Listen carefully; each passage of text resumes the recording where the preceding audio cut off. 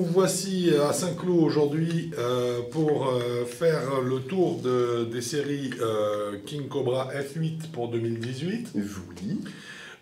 Chez les hommes, King Cobra pour 2018 a sorti 4 types de drivers différents. Le quatrième étant celui que nous avons ici en main. Le Blue. Qui s'appelle le Blue. Si je me suis pas trompé, c'est bien le Blue. Alors ça tomberait assez bien parce qu'il est bleu. Voilà, je pense que c'est le bon terme. Ça risque d'être son nom. Alors, pour le décrire esthétiquement, le Blue, c'est comme sur toute la série F8, la face usinée. Oui. Ce qui garantit une planimétrie parfaite, une planité parfaite, pardon. Toujours des masses sur la semelle du club, une vers l'arrière pour favoriser l'élévation, mais là je note que le grammage n'est pas le même que ce qu'on a vu sur les F8 tout court, puisque là on a 16 grammes sur le... Au lieu des 12 grammes. Au lieu des 12 grammes, à l'arrière. Donc ça veut dire un club qui devrait favoriser encore l'élévation.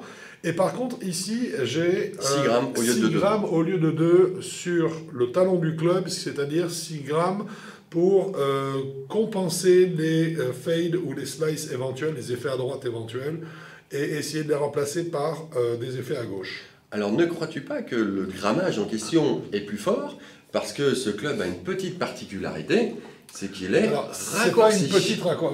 C'est pas une petite, c'est une grosse, effectivement, particularité, voilà. C'est qu'il est raccourci. Juste, alors effectivement, on va essayer tout à l'heure de totalement décortiquer la mécanique, la conception de construction de ce club. Notons toujours au niveau esthétique la présence de la balise Arcos. Du système Arcos qui vous permet en fait d'avoir sur votre smartphone toutes les statistiques de vos coups, puisque ça a l'air de fonctionner assez bien en plus. Ça fonctionne très bien, ça vous donne le nombre de chances que vous avez de toucher le green. Au bout d'un moment, en fait, à chaque fois, les calculs sont refaits. Exactement. En manche, on est sur du Aldila NV, qui est un très très bon club qui a fait ses preuves. Qui est très standard. Et celui-là, on l'a essayé en stiff. Et alors celui-là, on l'a essayé en stiff, oui. Voilà. En 12 degrés stiff. Voilà, dernier point sur la conception dont on n'a pas parlé, c'est bien sûr ici l'aérodynamisme. L'aérodynamisme qui est travaillé par des petites ailettes, toujours les mêmes, sur tous les modèles F8, oui. Sur le dessus du club. Je crois que là, on en a fait le tour. Le sommet de la couronne, toujours en carbone. Pour l'alléger, bien sûr. C'est un très joli club. Oui, moi j'aime beaucoup. Je l'aime plus que les autres au niveau couleur. Alors moi... et moi donc aussi, il faut dire que ceux d'avant, il y avait du bleu, du orange, du rose, du vert. Ils avaient plusieurs couleurs, je les trouvais magnifiques. Ils sont revenus sur plus standard sur les clubs F8, les King F8 normaux, F8 tout court, F8 Plus et F8 HT, avec leur gris noir ou leur noir tout court. Moi j'aimais bien quand ils avaient mis plein de couleurs, justement ça a égayé un petit peu. Ça a égayé un petit peu le jeu, voilà. Je suis pas un grand fan des shafts phosphorescents. Ouais, ça fait un peu bâton de ski. Bâton de ski, voire sabre laser de la guerre des étoiles. Voilà, mais par contre, ils avaient des goûts magnifiques au niveau de la couleur. Le rose était superbe, le vert, enfin vraiment une très belle canne. Une très belle canne. On note également la présence d'une bague, heureusement qui est assez minimaliste. C'est pas une espèce de grosse olive plantée là sur le sommet de la douille. Non, mais c'est vraiment ça. Oui. Des fois, c'est affreux. Oui. Qui ici, là, est réglé sur 12 degrés de loft. Un loft, je dirais, assez confortable, un loft intelligent qui devrait augmenter la portée de la balle. Voilà. Qu'est-ce que tu as pensé du club à jouer? Jouer, je l'ai pas trouvé. C'est pas, j'ai pas trouvé très agréable. J'ai été très perdu dans mes sensations. Est-ce que c'est l'aspect club court ou non, en 3 coups on s'y fait. Donc j'ai pas pris en compte les 2-3 premières balles. J'ai vraiment essayé, on s'habitue très vite, quasiment comme les one lengths. Ouais. Donc ça, c'est le côté agréable, c'est tout de suite, on l'a bien en main. Mais moi, c'est au niveau du toucher, c'était un peu, pas intolérant, mais c'est un peu vaporeux, je trouvais. C'est-à-dire que le toucher, je sentais pas grand chose. C'est un toucher qui reste pas désagréable. Mais on sent rien de spécifique dans le super centrage, dans le sweet spot, ou quand on la décentre un petit peu. C'est pour ça que je dis que c'est un peu vaporeux.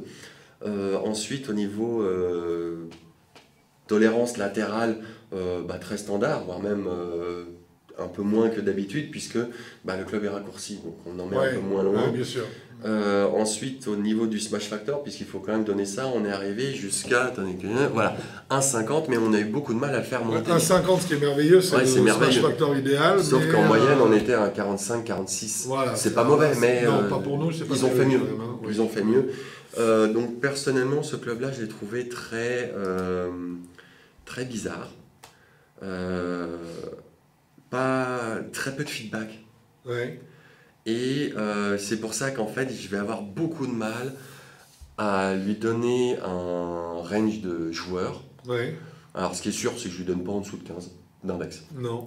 Sauf pour les gens qui veulent parfaitement contrôler. Mais en fait, tu vois, c'est ça le truc. Je crois que ce club-là, il est fait pour les gens qui sont en contrôle total de leur swing, de leur club, etc. Et ça, c'est pas moi du tout. Moi, je suis beaucoup plus dans le relâcher, dans le lancer club, dans je vais essayer d'envoyer mon club par là, ça marche quand même bien. Mais le contrôle total, j'y arrive pas. Quand j'amonte, mes vitesses, à moi, je ne peux pas. Non, c'est pas ton type de jeu, de toute façon. Et c'est pas du tout mes sensations. Ouais. Donc c'est pour ça que j'ai trouvé ça très bizarre. Je pense que ce club, il est vraiment destiné aux joueurs qui veulent contrôler, ou tenter de contrôler parfément son swing, mon club. Et là, c'est quelque chose qui pour moi est entre guillemets incompréhensible. Ça expliquerait effectivement le raccourcissement le raccourcissement du club. Ceci étant, moi, je comprends très bien ce que tu dis. Moi, ce que je pense, c'est que tu sais qu'au golf, on dit souvent qu'il faut faire 2 mauvais coups pour perdre un point sur un trou. Ouais. Hein, souvent. Pas un coup hors limite suffit, évidemment, mais si la balle est en jeu, généralement, c'est un peu une chose qu'on vérifie. Moi, je dirais qu'il faut accumuler 2 fautes pour trouver un défaut à un club. Et là, on les a. Ouais. À savoir qu'en mettant un manche plus court, on a rendu le club plus maniable.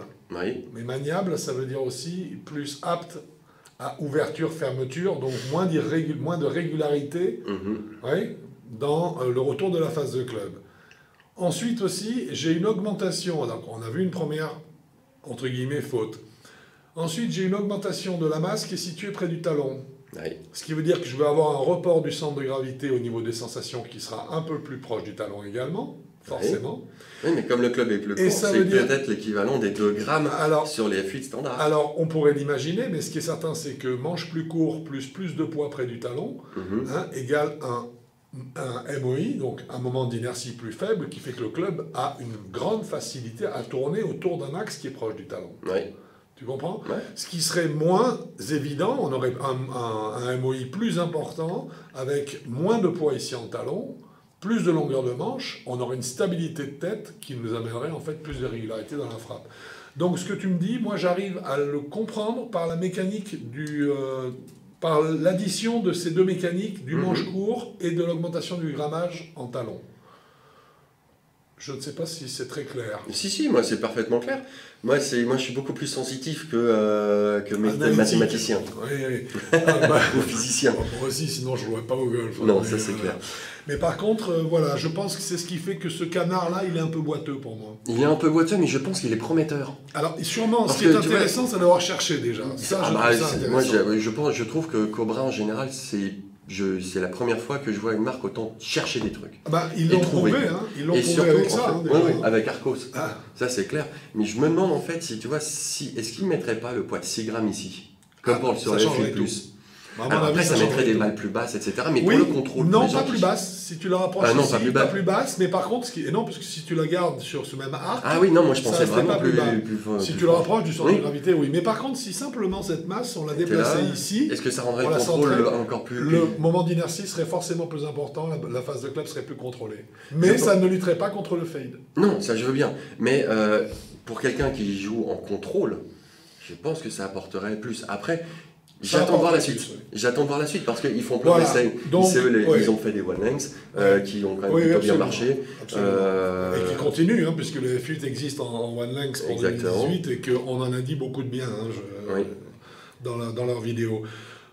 Donc ça veut dire dans la vidéo. Donc un très beau club et un club intéressant au niveau de la recherche, mais qui n'est malheureusement pas encore sur des bases bien abouties, voilà. C'est pour ça que moi, personnellement, je crois que je lui ai mis un 6,5. Hein, moi, je lui ai mis un 7. Le demi-point supplémentaire, c'est pour la recherche. Eh ben, on sera 6 Si je sur suis 15. très... C'est mérité, je suis d'accord. Pour moi, ça vaut un petit demi-point supplémentaire.